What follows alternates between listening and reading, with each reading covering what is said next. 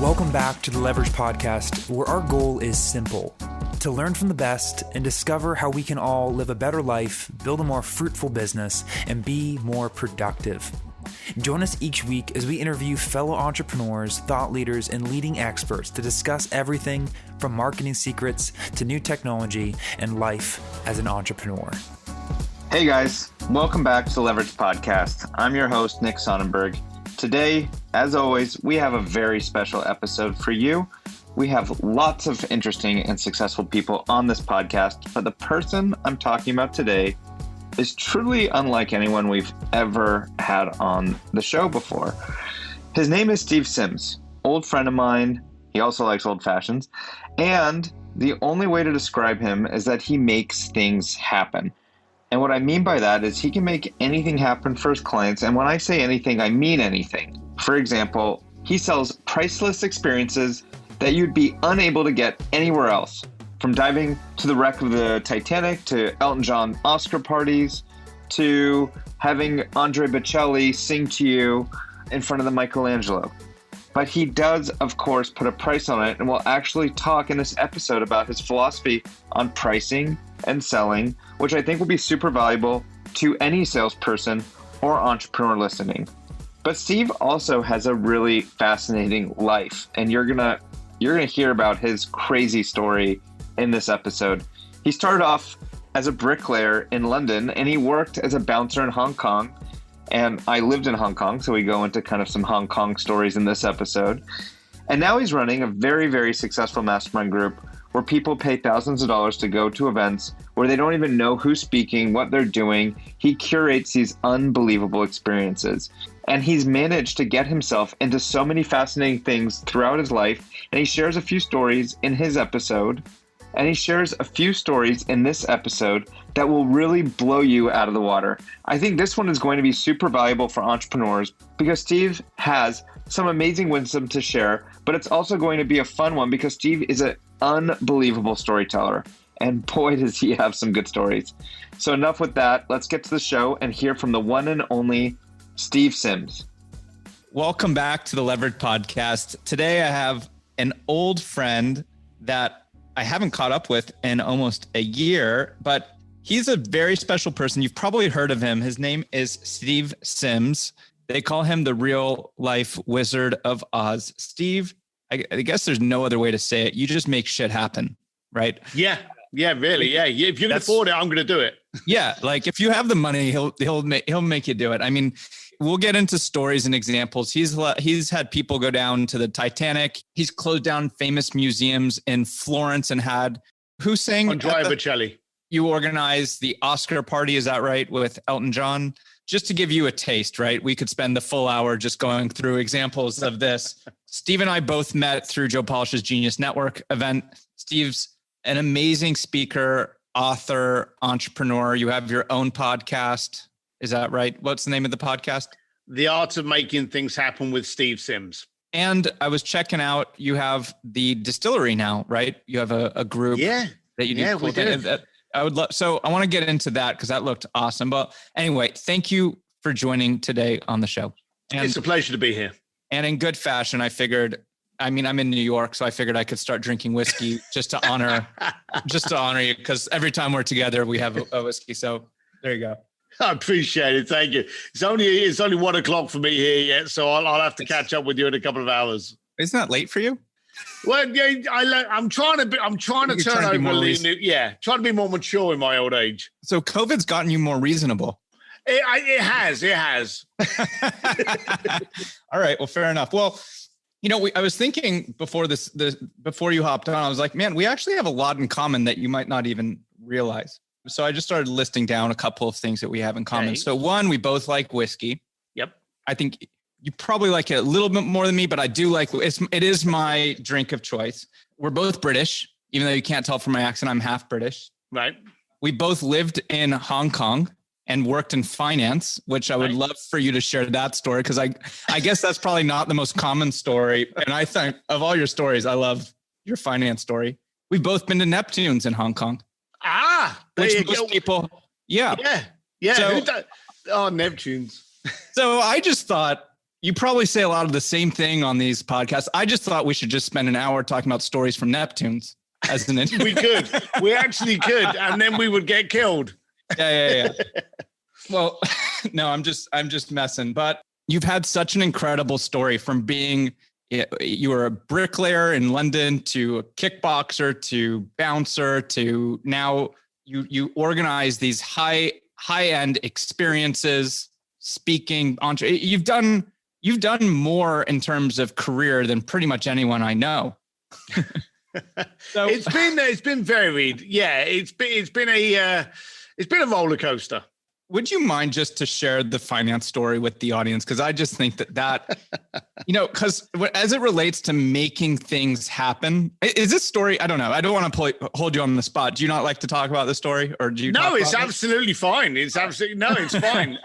Is this a story that you talk about a lot, or no? Yeah, no, not a lot of people ask me about it. No, I just think it's the best story. I think it's valid. I also don't think it's that interesting to other entrepreneurs, because the funny thing is, like, you were just making some comparisons to us, okay? And every year we get together at Joe Polish's Genius Network annual event, and we're meeting people that are best-selling authors and billionaires and literally, rocket companies and all this kind of stuff that's going on. So we meet in that room a lot of really different people, the head of Spartan and the just people that other people would just go, I'd be in awe of. The weird thing is that I discovered many, many years ago was, for as much as we were different, we were more alike, because we all shared the same DNA. And that DNA, I actually think, is down to the point of aggravation. As entrepreneurs, we do things because we're aggravated. That's usually the conduit. Why can't we find a better way to do this? Why do I have to do that? Yeah. That's what entrepreneurs work off of, the aggravation gene. As a bricklayer, I left school at the age of 15. I'm now on a building site. I'm now getting into pubs and fights on a Friday night. I just thought, this is my life. Is this it? And that aggravation gene kicked in. Now, bearing in mind, this was in the 80s, so I didn't have Instagram to tell me how inadequate my life was and what a pathetic person I was because I couldn't lean up against a car I didn't own, although I did that all the time, but they were shitty cars. It was a case of I had to find something different. It was of the time of the 80s where Wall Street, the movie, was out, and loads of other programs like that. I wanted that. I wanted to be able to drive a red Porsche. I wanted to be able to wear a suit. I wanted to be able to go to work in the day and not to get rained on. Have some ladies in the office, talk about I wanted this world. You wanted to be Gordon. Yeah, I wanted to be anyone other than who I was. Yep. And so I went out to get it. Now, a lot of people, they overthink and they're way too intelligent for their own good. My wife has never accused me of that. You would never accuse me of that. I've never thought about anything in my life. I've just gone and done it and then tried to work out if it's worked or not. And that's been my education. So I started applying for loads and loads of different jobs. And so one of the jobs that I ended up applying for was because a friend of mine was selling insurance and had moved up into this real bottom entry-level stockbroker's position. Now, I'm from East London, so we're born with the gift of the gab, and being Irish as well, freaking talk forever. We can make it an Olympic sport. So this guy said to me, there's a company that is actually sending people over to Hong Kong as recruits, as apprentices for their stockbroking division. And I'm like, well, what do I know about it? And they're like, oh, they do all the training and everything. So what I did was I borrowed my dad's suit, and it was too big for me, but that didn't matter. And I turned up at this office to go and apply for a job. Now, here's the funny thing. I've got to give it so you've got all the visuals. As I was walking through this building, this banking office, there was this big room, this big ballroom where all the senior brokers were being spoken to about what they were going to find in Hong Kong. And I got to look inside that room, and there was a massive, great buffet. There were hot plates. There was salmon. Now, the salmon is an important point for you to be aware of, okay? And I said to someone, oh, what's this room? And they went, oh, this is for the brokers that we're all going over to Hong Kong. Are you a broker? And I went, no, I'm here because apparently there's an apprenticeship going on. And he went, oh, you want the trainee room? It's down there, mate. And he pointed me down the corridor to another ballroom that never had a buffet, had a couple of bagels on the corner and a couple of boxes of coffee. So you chose the room with the better food? Well, I thought to myself, well, hang on a minute.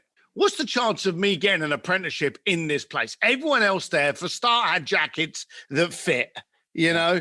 They looked as though they knew what they could do.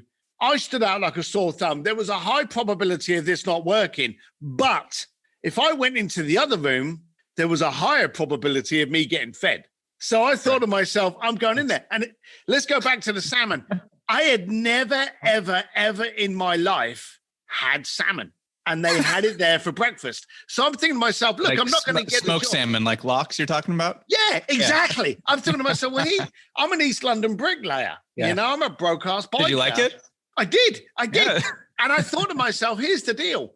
I'm not going to get the job, but at least I get fed. Yeah. So I sat there and I just ate. I basically took it on myself to see how much of this buffet I could eat. Did you get your money's worth? Oh my God, I got everyone's money's worth.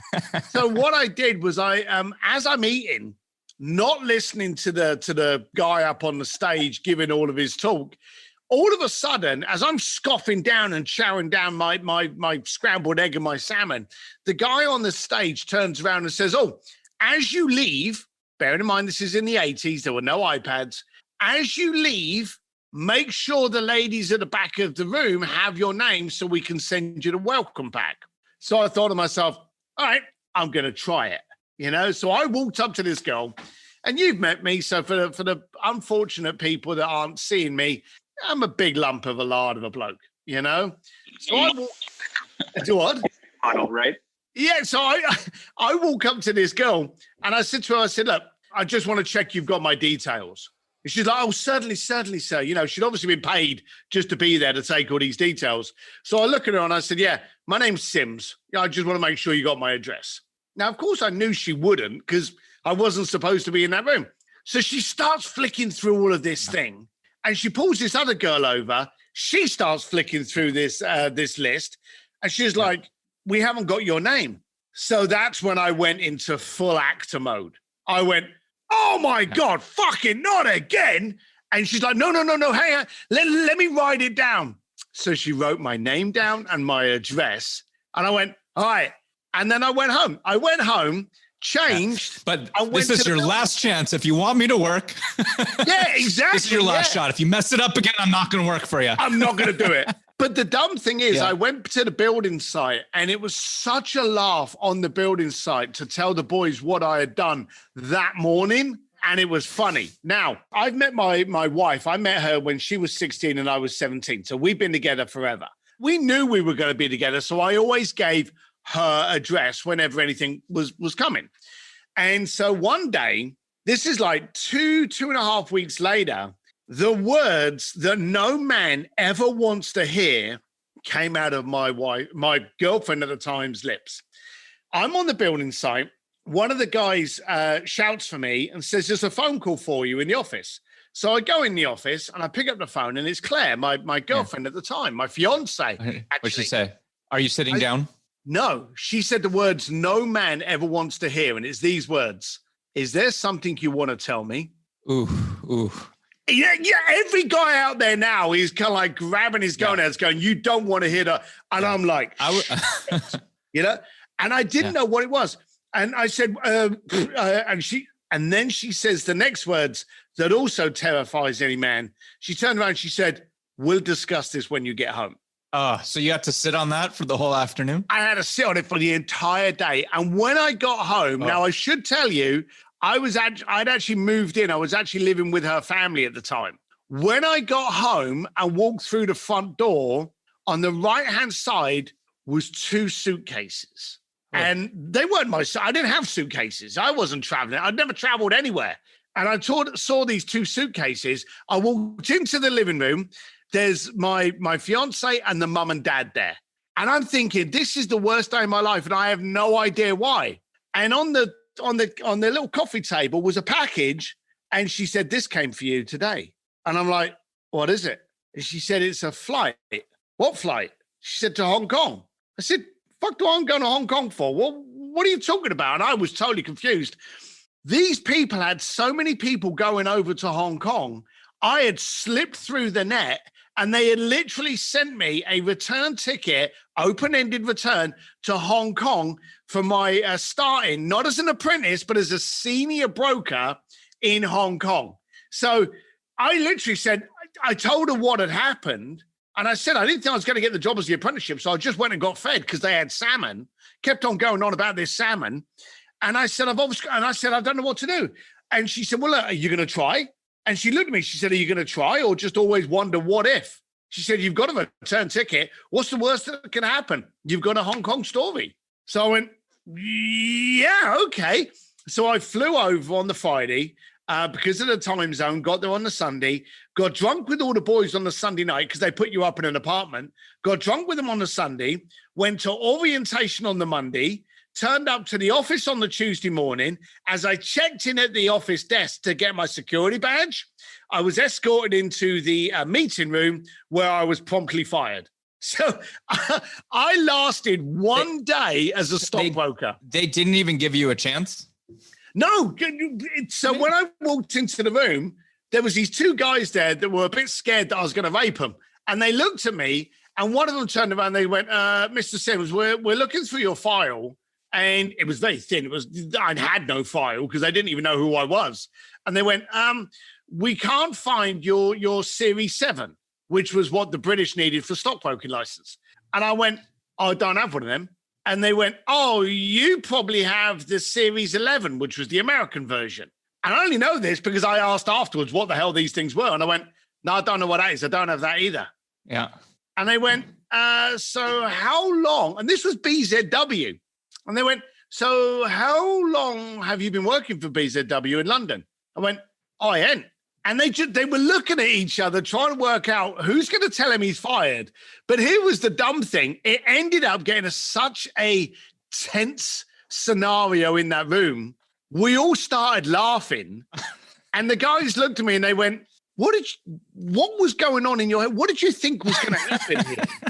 And I said, "Look, I took a shot." And again, we started laughing. And one of the guys turned around and they said, "Well, here's something you may not be aware of. Because we brought you over here, we have to give you the apartment for 3 months and severance pay for 3 months.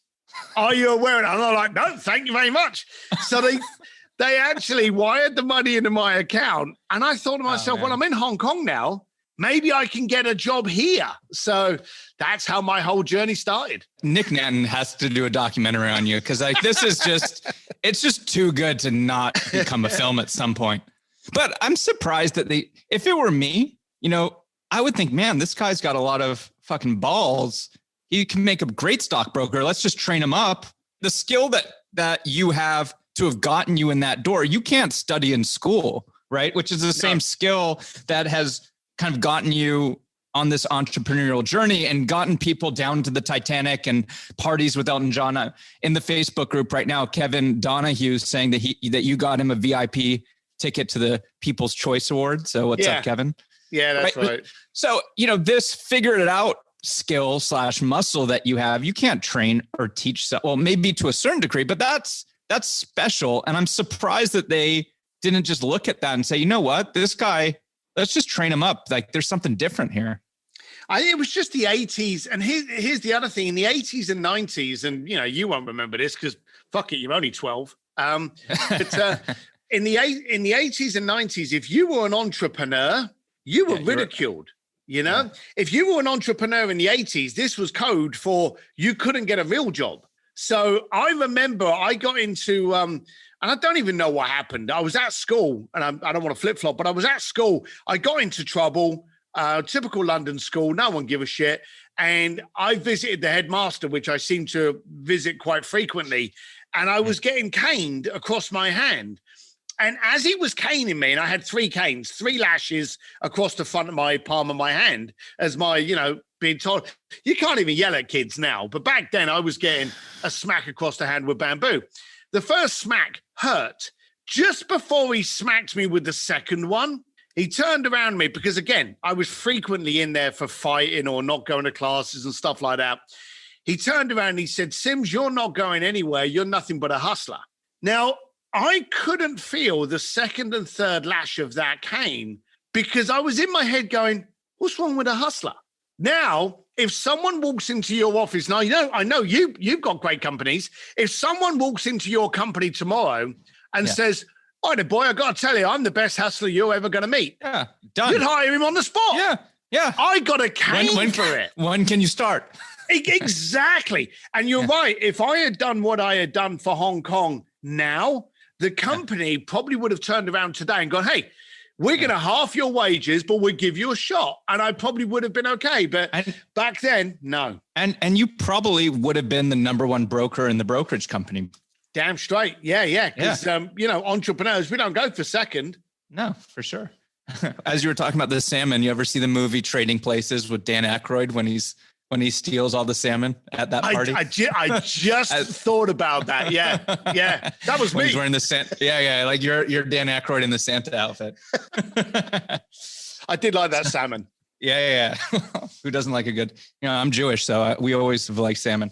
So we don't have to get into all the stories of Neptunes. Maybe we'll do a part 2 to this, and we can go into some of the Neptune stories. But actually, I think we should for a second. Okay, let's hear it. Because I tried to get a lot of jobs while I was in Hong Kong, and I wasn't very successful. Well, I wasn't successful at all. I didn't have the smooth voice. I'm a Londoner.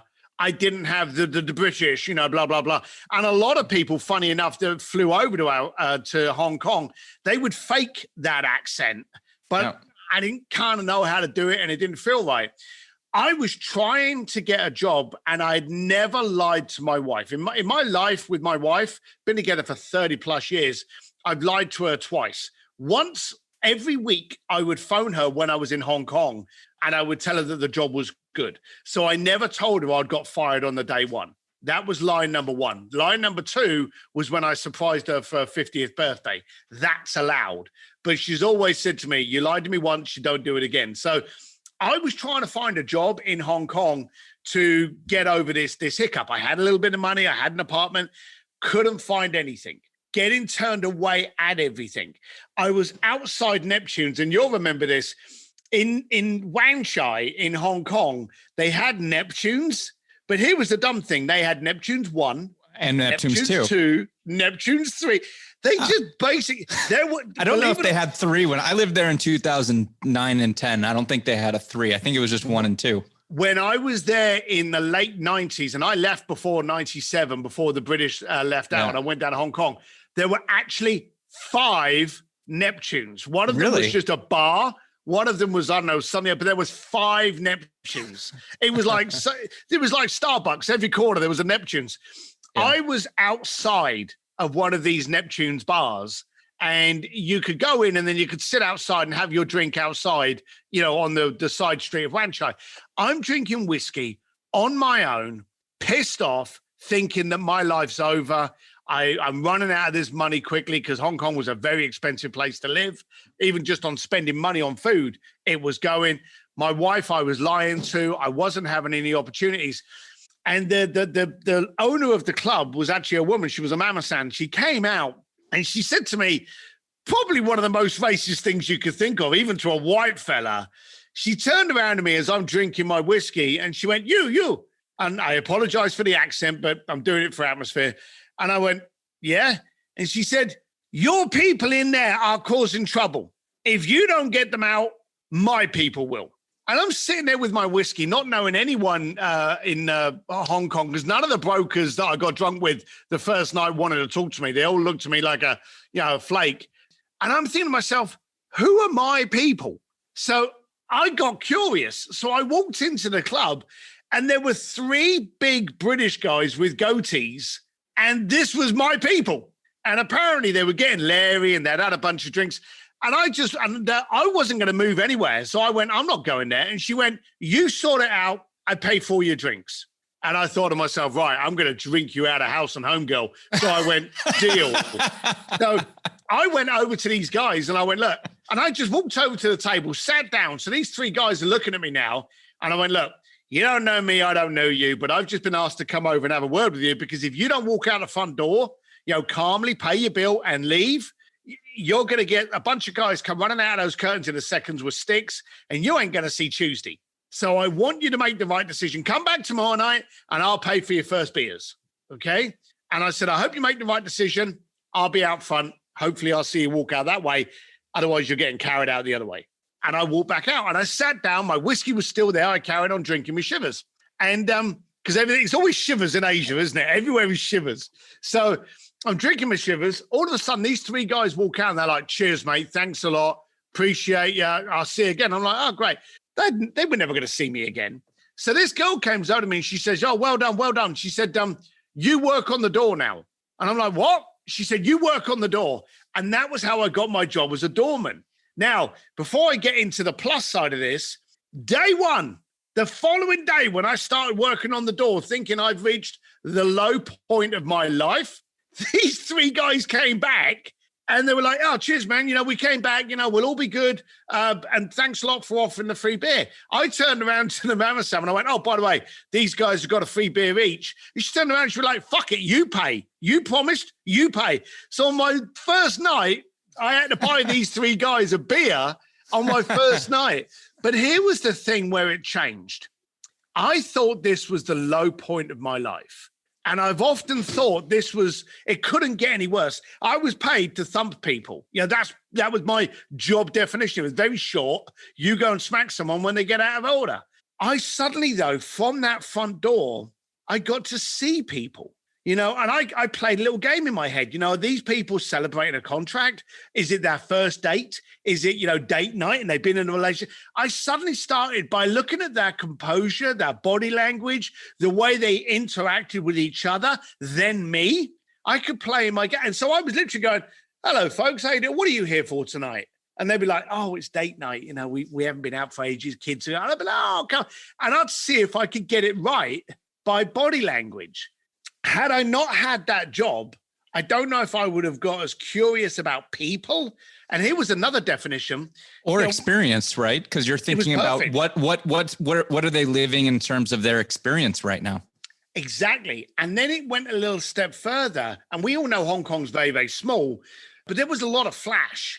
And you would have people pull up in like a beautiful car.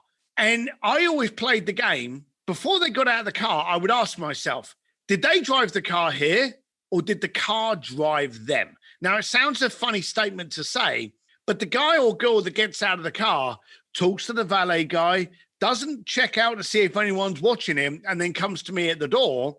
Hey, they're confident. They drove the car. But then you'd get other people that would pull up in this fancy car, and then they would get out and take forever to put their jacket on just to make sure everyone saw them with this fancy car. And I realized how unconfident they were and how they were using the car to show off. The car was driving them. And I started to notice this. And you could see, like when a guy's got a new watch, he's got a suit on and he's pulling the sleeve of his suit up just so you can see his fancy watch. Yet a guy that's got a 50 grand watch on his sleeve, doesn't really care. He doesn't have to show off to you.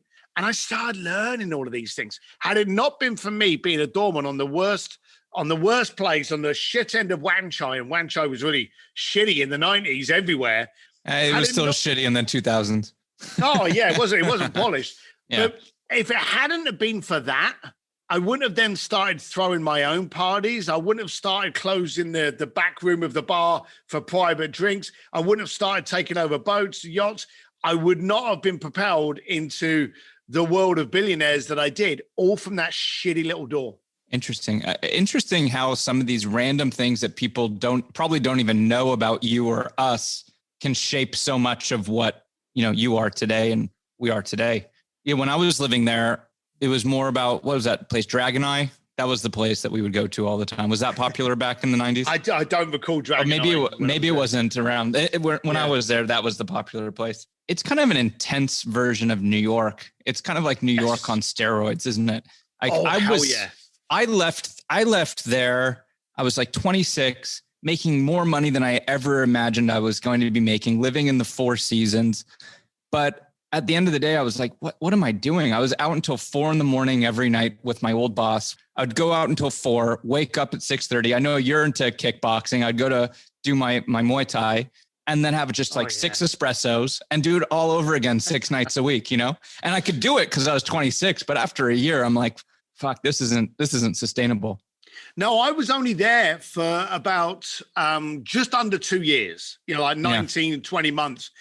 So your wife moved, or your girlfriend, fiance at the time, moved out with you? Yeah, she did. She came out and then had to go back. So we did a lot of we had a long distance relationship for a while. And then we heard all of these rumors about 97 coming along and it going back to Chinese rule. And I moved down to Bangkok because there was a lot of wealthy people in Bangkok that was coming up to Hong Kong. And so I went where the money was. And so I moved down. But the daft thing was I was only in Hong Kong for about 20 months. But it still, even today, feels as though I was there, as you were saying, like 4 to 5 years, because you do so much. And here was the daft thing in the 90s, and I think you had it in New York as well. In England, the bars started to shut at like 10 o'clock or 10:30. Yet you went to Hong Kong, you could find a tailor at 5 o'clock in the morning. It never stopped. The clubs closed when you left. And so the amount of times I would stumble out of a bar or a club and it'd be like 8:15 in the morning, the sun was starting to go up. Yep. You had so much life in a day that you literally only had to be there for a month and felt you've been there for a year.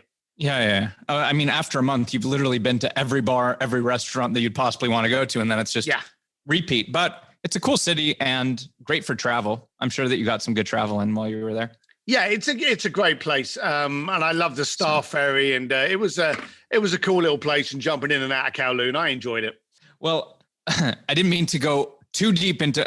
I love your story about Hong Kong, and I just was thinking, well, I don't want you to repeat yourself and tell the same old stories you tell everyone. So I wanted to give our audience a taste of that story because I love that one. But you're the guy that makes things happen. And I've known you now for, 5 years. And the way my first impression of you was, man, this is, the Wizard of Oz, that you can make literally anything happen. So what, of all the things that you've pulled off, what was the most difficult? Is this the most impressive thing that you pulled off, getting a job as a broker when you weren't a broker and moving to Hong Kong? Or what are you most impressed with that you pulled off? The stuff that I've pulled off that has been really hard has usually been the experiences that I've ended up resenting because there's been so much friction in making it happen. And there's been many parties when I've had to work with like Hollywood access or celebrities and they're having a pissy fit and they want red M&Ms and it's just not fun. There are so many people that I've just gone, I never want to deal with you again.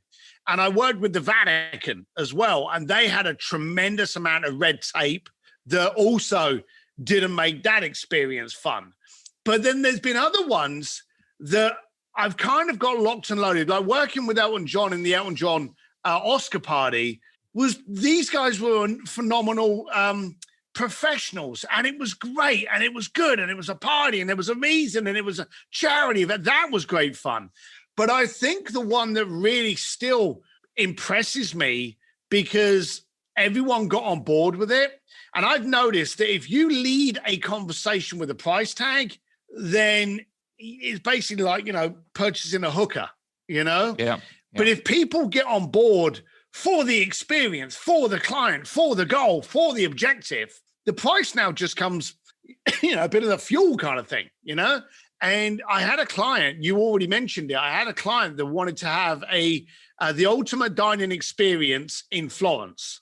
And that was the guy that I actually closed down the Accademia di Gallia. Now, bear in mind, he didn't know any of this. He just wanted the ultimate dining experience. And it worked with me long enough to know to just throw that gauntlet at me and let's see what Sims can come up with. And I've always had a goal in my head or a rule to go for stupid. Go for something so ridiculous that people have to laugh at you until they get to a point where they cheer. And so I've always gone for stupid. I thought to myself, if I had a meal in Florence what would make it just so stupid? What would make it ridiculous? And like, Diamo, one of the chapels, the Uffizi, Vasari corridor. But the trouble with any of those I've just mentioned is you could go to Poland and find a chapel that looks just as beautiful. You could go to Paris and find an alfresco that looks just as beautiful. The Vasari corridor, not a lot of people know what that looks like on the inside, or the Pitti Palace. But the Accademia della Galleria is the only museum outside of Rome that houses any part of Michelangelo's work, and the only place in the planet that has the original Michelangelo's David. So if you know where David is, you know that has to be Florence. For me to take over an entire museum at the feet of the most iconic statue in the planet, set up a table for them to eat pasta that night, and then get the maestro himself, Andre Bocelli, to come in as that dinner time entertainment. That was so freaking ridiculous that I didn't dream it would happen. So when it actually happened, literally I was sitting there going, I can't believe this has happened. I can't believe I pulled this off. That impressed me with how people got on board. And I think that was because by then, in my experience, in my world, in my life, I was so used to asking for ridiculous that people bought into my Kool-Aid. They went, he's done it before. Yeah, let's do it. And so that's how it happened. I think the ridiculous thing is that only cost $2,500 total. Yeah. Maybe that was my bar tab for the night. But, it was a little bit more than that. You can't even put a price to it, right? Because that's an experience that's going to go to the grave that will come up in conversation. They'll tell their children. So you're selling priceless experiences that you can't put a price to something like that, right? And that's the whole point. I've often said that if you are ever, and a little tip for you entrepreneurs out there, if you ever find yourself arguing the price with a client, that's because you failed to demonstrate the value. So I always lead with value, and the invoice, that's just something you got to do. It's like having a coffee. You've got to stir it. That's just what you got to do. So I just always head with value. I want to make an event, even if the event is $750,000. I want you to be able to look at that and go, holy shit, I got a bargain. That's what you've got to do. It's really interesting what you're saying, because that's something actually in the last year, we've changed the way we think about things at Leverage, and we're thinking much more in terms of value rather than it being a transaction. And I think it was Joe Polish that's, if you're just swapping time for dollars, it's basically like a variation of prostitution. So when you work privately with people, or through the people that come to you and your help, your mentoring, coaching, is that one of the big things that you're helping people with? Is how do you shift the conversation to be a conversation more around value? Yeah, we focus on two things. We focus on value and we focus on solution. You see, the days have gone of people selling you something, because as Joe Polish says as well, when you're being sold something, you feel as though you've been got.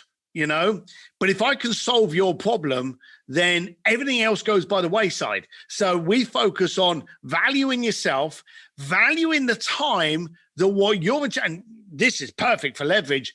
You're not selling me how long it takes you to do something. You're providing me the solution, saving me the hours to do it myself. So you're providing me a solution. And that's what I do. I tell people to look at how much time you are saving your client, value the saving for them, and provide that solution and price accordingly. So the pricing becomes the final point and is literally just the incidental at the end. So it is very, very much solution and value based. This is something also Kevin Donahue, who was saying you got him the VIP tickets to the People's Choice Award. He talks about this stuff all the time, which is value-based pricing and results-based, which is something we've learned. It's taken us 5 years, so we're slow learners, but we're finally starting to realize it.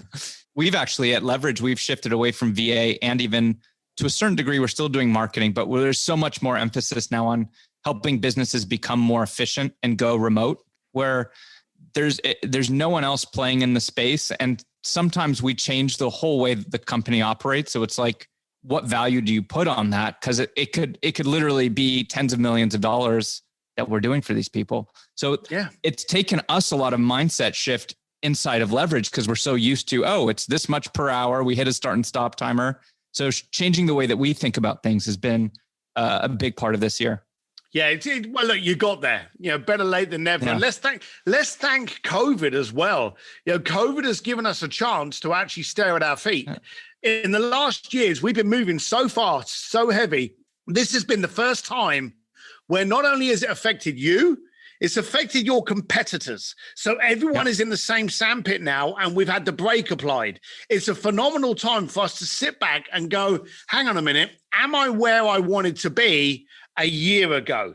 Is this the best way and the best use of my time? Is this the best value for my skill set? Where are my assets that I can provide a solution? We've never, ever had a year where we could ask ourselves these questions. I've literally shut down businesses this year because I've gone, hey, I don't want to put the energy in it. The juice isn't worth the squeeze, and it's not where my focus should be. So where should I focus? And then I've been able to optimize those areas. I don't think I'm being disrespectful for anyone that's been hurt.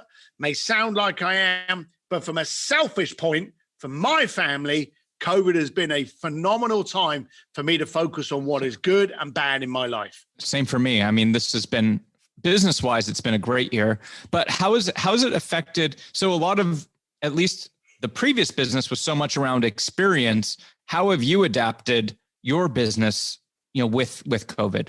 So I got lucky. And isn't it amazing how once you're prepared, you get lucky more often? Well, my old boss in Hong Kong used to say better to be lucky than smart. Perfect. But I mean, it's not, I don't believe in pure luck. I mean, You put yourself into positions to maximize the probability of being lucky, right? So yeah, it happens, but every decision and everything that you've put yourself through, put you into that position to be able to be lucky is my thought about it. And to optimize it. Last year, my concierge business was hot and heavy. Everything was great. Everything was working fine. It was tickety-boo. But last year, we actually brought out a inner circle group called Sim Distillery, where I was doing more like a mass coaching program, a private Facebook group, a lot of live AMAs. I was doing a lot of community for people that wanted to, for a small investment, get into my mindset and have me shake them up a bit. I was also doing online coaching for companies and individuals around their business. So by the time we got into COVID, which was March, I already had this group of 3,500 people in my Facebook community, and I already had 20 clients that I was dealing with that I was coaching. So through this year, we've been able to together focus on the opportunities, the maximizing of your value proposition, your messaging, because a lot of people, and you know this, they think people will get what they're trying to say. Clients don't want to waste their time. As Joe often says, difference between being easy to understand and impossible to misunderstand. You've got to be more direct with your message now. So we've had a chance to actually go in and reverse engineer everything that's being done.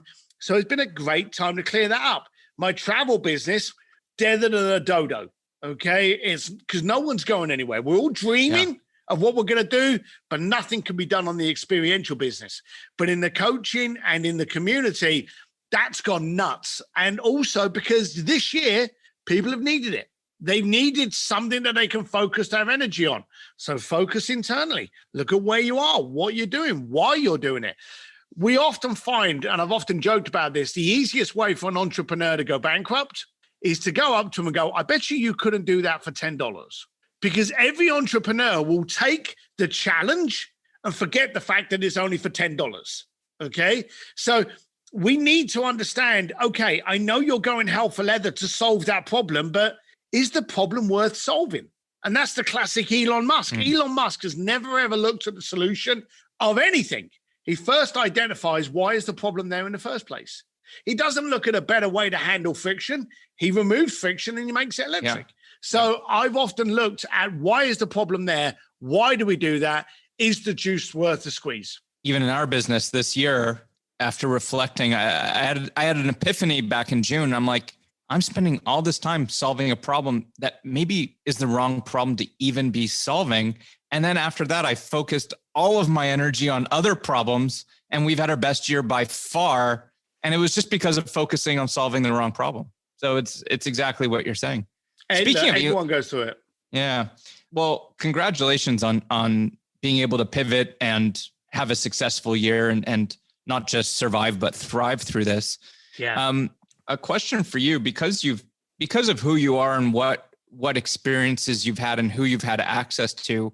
And I know you've met Elon and you've met a lot of impressive people. Is there one person that sticks out as, if you could choose one person that you've been able to meet with and you could do another dinner, who would that be and why? Whoa. Yeah, you're right. I've met a lot of powerful people that people don't even know who they are, yet they could afford to buy Beverly Hills just on that credit card and it not impact them. The funny thing is, people don't realize that at the peak of my concierge firm, we only had 93 clients at the peak. But every year we could look at these different charts, whether it be London, New York, the Middle East, of the richest families, and be able to tick off our clients. So when you got billionaires as clients, you don't really need a lot. I've met a lot of celebrities. Most of them have annoyed me more than anything. Conversations with Peter Diamandis. Maybe not a lot of people. I know we know him, but I love his angle. Super smart guy. Yeah, I love chatting with Elon Musk. Love chatting with Elton John. Love chatting with Steven Tyler. He came up with some great ones. Gene Simmons, one of the first guys ever to identify himself as a brand. Not a lot of people realize. They look at Kiss, but he was the first one to look at his band and gone, hang on a minute, we can affiliate, franchise, we can put out trademarks. He was the first guy to do it. The next big one after that was Michael Jordan with Nike. But, Gene Simmons was a genius on that. One of the conversations I really enjoyed having was Jean-Paul Dujouria, the founder of Patron and Paul Mitchell. Paul Mitchell. Yeah, so that I really liked the way he had. I remember him saying to me one day that he didn't have an email. And I said, why not? He said, if it's important, they'll phone me. And I just thought something as simple as that. If you know me, you know me. If you don't, you got to get someone to introduce. I really love that attitude. But I've been very, very fortunate to eternally keep myself in rooms with people that change or challenge my perspective and also do things differently. I've always made sure that I have to be, I was going to say the dumbest person in the room, but I've met a few people that are probably listening to this, so I'm obviously the not. Second dumbest. Yeah, so to be the second dumbest person in the room is the goal. The second. I won't name names, but there's a few. But I've often joked, I've often gone up to people in the Genius Network and I've said, I've always tried to be the dumbest person in the room, but you're here now, so I'll have to go with second best. But then I just like to be an arsehole. But that's why I love you. That's a great title for a book, The Second Dumbest Person in the Room. It's actually a pretty good strategy. Another person that I know that we're both close with is Jay Abraham, who's another person that thinks differently and is, someone that gets you outside of your normal thinking process. Yeah, he lives just down the road from me. And so I get to spend a lot of time. I actually spoke with him, I think, yesterday. He's the kind of guy that's like your cheery, well-decked out, because he's always dressed immaculately. He's like your cool granddad, okay? That all of a sudden will be all quiet and calm and then ask you a question that basically makes every bone in your body just clamped. He has a way of getting into you and then challenging you at your core fears. The guy, don't dismiss him. If you ever look at him and go, oh, he's getting on in life, that's your mistake. You're about to get fucked. I love him. He texted me the other week. He's like, I think that we need to help you with your talk. Do you mind to get on a call and we work out your keynote? And the stuff that he pulls out of it is just stuff that other people would never see or think about. So yeah, there's a reason why he's an icon. Yeah, and who he is. Yeah. So a couple last questions. I know that I want to be respectful of time, but a couple things that I'm curious about personally is, who haven't you met that you would like to meet, and what experience haven't you had that you would like to have? Well, let me answer the second one first, because that's the easiest one. And the answer is none. Because what people don't realize is I'm actually quite boring. I live in California. I collect motorcycles. I drive motorcycles. I barbecue. I've got dogs. Yeah, I'm happy. I really am. I have no yearning to go to Elton John's party. My wife, every year, we did it for 8 years. My wife every year was like, do we have to go? And I'm like, babe, it's my event, So yeah, I kind of got to go. And she was like, oh, okay. So when we stopped, because we stopped last year, we cancelled, the contract ended last year before COVID, but so a bit lucky there. There's just no one. I remember one time. You don't want to go to space. You don't want to. Nope. No, I don't want to do any of that. I literally just want to get on my bike and ride with my wife to some crummy little shack taco stand in Malibu, eat a taco, and then wind a bike through Mulholland. I respect it. You are who you are. You know what you like, and you're not letting any of the bullshit, change, your perspective or what you're looking for. And the other thing is when people go, oh, who haven't you met? People suddenly go, oh, Brad Pitt would be cool. Or I'd really like to go and speak to, Mike Tyson or something like that. I just want to walk into a room and Genius, my speakeasies, people's events. I like to walk into a room and just walk up to people and go, Nick, why do you do what you do? The most interesting people to me are people that I get to meet in those kind of environments. So I do enjoy that, but regarding the kind of like going in a space or, walking up the Met Gala or stuff, done half of that and, don't want to do it anymore. Can you tell me a little bit about the speakeasy events that you have, the distillery? Because I know that I saw on your website, you have something coming up in January. Where are you guys going? Yeah.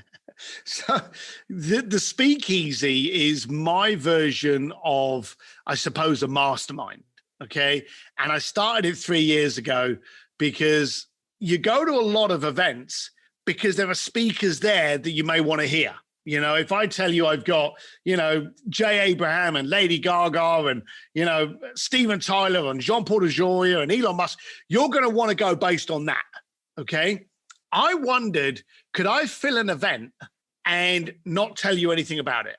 So my events are $2,000 and you know nothing apart from the city. You don't even know the location until a week prior.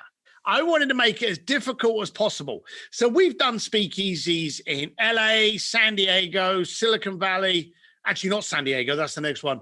Nashville, New York. God, we've done them all over the place so far. Reno, which was a funny one. And the way that it works is I will just announce, all right, this is the next location. The next one is in January at San Diego. And that's all of it. And the funny thing is, you want to challenge yourself. It's at simsspeakeasy.com and there's no information. We don't tell you where it's going to be other than the city. We don't tell you who's going to be there. But what ends up happening, and we top it out at 40 people. I think there's only 8 slots left. We top it out at 40 people, but everyone that pays gets the same contact. We contact every single person that pays and we say, hey, I see you've just registered for San Diego. Why? What's your problem? We want to know from them, what are they trying to get? And then once we know what that problem is, I then try to make sure that I have a speaker that we call teachers come in to the event to answer their problem. So we've had Jay Abraham. I had an event in LA. I had Jay Abraham with Alice Little, and Alice Little is the #1 requested prostitute in America. So we had Jay Abraham and Alice Little sat next to each other talking about body language. It was the most amazing conversation. Do you record these? Can I watch a video of that? No. The point is that what happens in the speakeasy, purely by definition, stays there. What? Okay.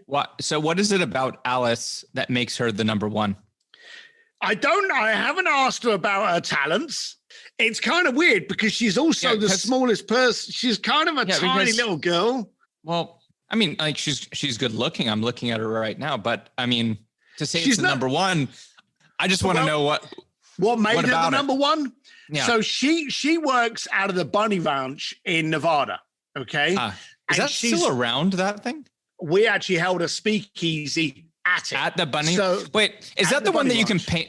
Where do you do the paintballing? Is that at the Bunny Ranch? I don't know. I don't know if there's any paintballing at the Bunny Ranch. Oh, I know someone that did some paintballing in Las Vegas. Anyway, it was this an extreme paintballing type of thing. Yeah, no, this is up in Reno. We did, so let me tell you about the Speakeasy Reno that we did. We did the Speakeasy Reno. They're always $2,000 on these 2 days. and people sign up. They know nothing. In the morning, I took them for a private tour. Well, I say private tour. No one gets tours. I took them for a tour of the Gigafactory, Elon Musk's Gigafactory. Then at lunchtime, we actually drove around in a bunch of Teslas around our private land. And then after that, we finished off the afternoon with a tour of the Bunny Ranch. And then we did a speakeasy from the Bunny Ranch regarding human communication, body language, because of what fascinated me, and this is a weird one, what fascinated me from the girls at the Bunny Ranch was the amount of girls that don't actually have sex with their clients. Huh. So what are they doing? Just talking? Communication. Maybe hugging. Maybe holding hands. They watch TV together.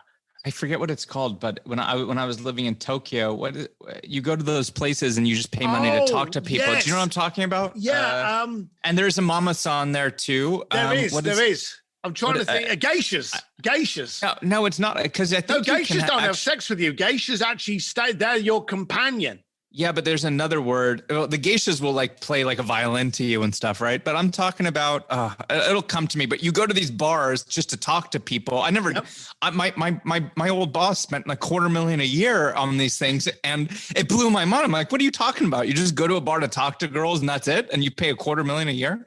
Yeah, it's crazy. But that's what we did for Speakeasy, and no one knew what was going to go on. So we love surprising. We love getting people uncomfortable. And I'm really stunned, but we do 3 a year, and they're always sold out. And even with COVID coming on, we've only got 8 slots left for January. And bear in mind, California is in clampdown at the moment, and we're nearly sold out for our Californian event. Crazy. Wow. Well, that's amazing. I would love to come to one of these events sometime. I'm gonna take a look at the website and let's stay in touch, because I would love to come to one. But I want to be respectful of your time. I always love chatting. I can't wait till we can do this again in person, because with whiskey. Yeah. Well, I covered that for the both of us. But you did.